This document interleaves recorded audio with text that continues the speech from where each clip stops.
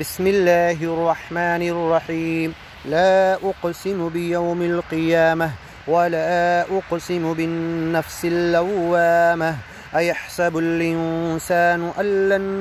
نجمع عظامه بلى قادرين على أن نسوي بنانه بل يريد الإنسان ليفجر أمامه يسأل أيان يوم القيامة فإذا برق البصر وخسف القمر وجمع الشمس والقمر يقول الإنسان يومئذ أين المفر كلا لا وزر إلى ربك يومئذ المستقر ينبأ الإنسان يومئذ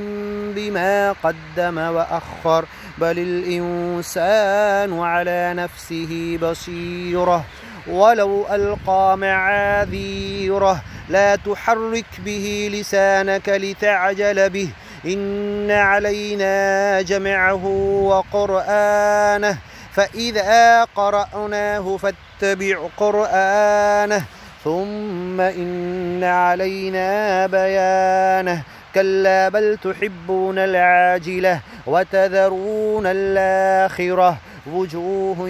يومئذ ناظرة إلى ربها ناظرة ووجوه يومئذ باسرة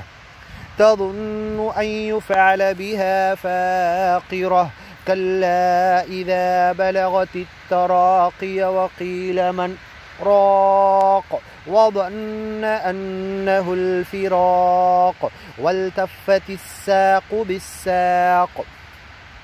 إلى ربك يومئذ المساق فلا صدق ولا صلى ولكن كذب وتولى ثم ذهب إلى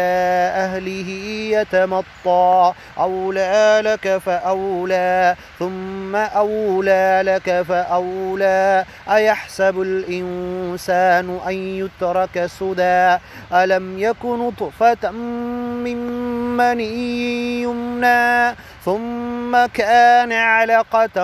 فخلق فسوى فجعل منه الزوجين الذكر والأنثى أليس ذلك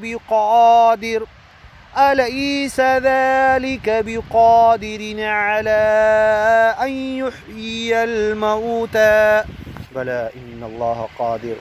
على أن يحيي الموتى. وإن شاء الله يليه سورة إنسان سورة الدهر.